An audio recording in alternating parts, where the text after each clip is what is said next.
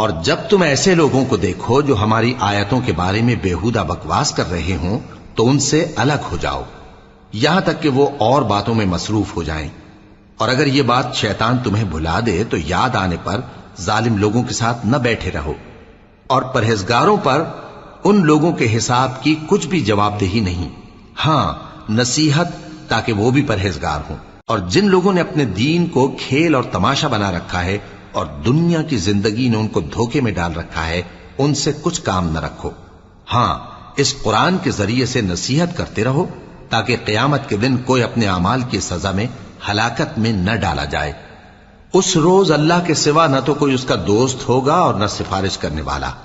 اور اگر وہ ہر چیز جو روئے زمین پر ہے بطور معاوضہ دینا چاہے تو وہ اس سے قبول نہ ہو۔